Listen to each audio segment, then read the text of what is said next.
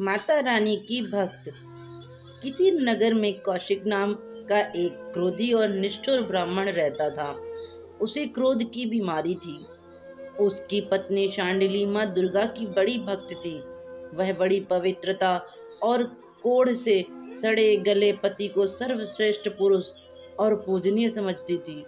एक रात वह अपने पति को कंधे पर लाद कर कहीं लेकर जा रही थी। रास्ते में कहीं मांडव्य मुनि को उसके पैरों की ठोकर लग गई। ऋषि क्रोधित हो गए और श्राप दे दिया, मूर्ख स्त्री, तेरा पति सूर्योदय होते ही मर जाएगा। ऋषि के शाप को सुनकर सांडिली बोली, महाराज, भूल से मेरे पति का पैर आपको लगा।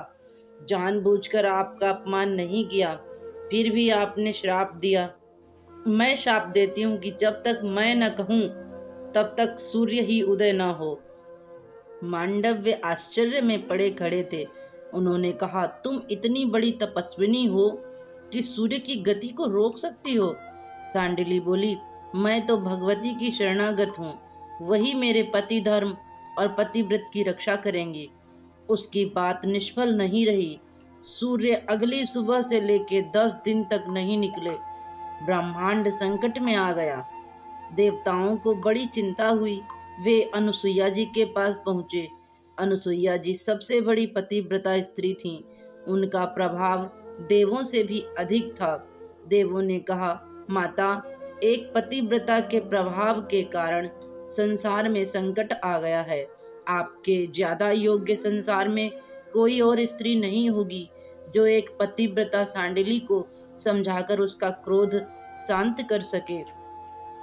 अनुसुईया जी सांडिली के पास पहुंची और उसके कारण उत्पन्न हुए संकट का प्रभाव बताकर वचन वापस लेने का अनुरोध किया। अनुसुईया जी ने कहा, तुम्हारे पति की मृत्यु के बाद उन्हें फिर से जीवित और स्वस्थ करने का मैं वचन देती हूँ। सांडिनी को भरोसा हो गया। उसने अपना वचन वापस ले लिया और सूर्य की गति को अनुमति दे दी।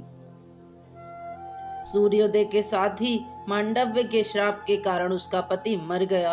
अनुसुईया जी ने सूर्य का आवाहन करते हुए कहा, मेरे पतिव्रत में यदि शक्ति है तो आप इसे मृत पुरुष को पुनः जीवन, स्वास्थ्य और 100 वर्ष तक सुखद गृहस्थ जीवन का आशीर्वाद दें।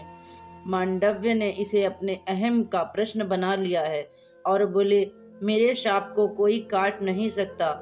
इसे जीवित करने का प्रयास करना व्यर्थ है। अनुसुईया जी ने भगवती का स्मरण किया। माता, मेरी लाज रखकर मांडव्य का अहंकार चूर्ण करें। अनुसुईया माता की स्तुति करने लगी और माता वहां पर प्रकट हुई और कौशिक को जीवन और स्वास्थ्य प्रदान किया। मांडव्य का अहंकार समाप्त हो गया और मांडव्य बोले, आज मैंने 2 पतिव्रता नारियों की शक्ति देख ली है। पतिव्रता स्त्रियों में स्वयं भगवती का वास हो जाता है। जय माता दी। दोस्तों, आपको ये कहानी कैसी लगी? लाइक शेयर कीजिएगा और कमेंट करके जरूर बताना। और चैनल पर नए हैं तो इसे सब्सक्राइब करना। धन्यवाद।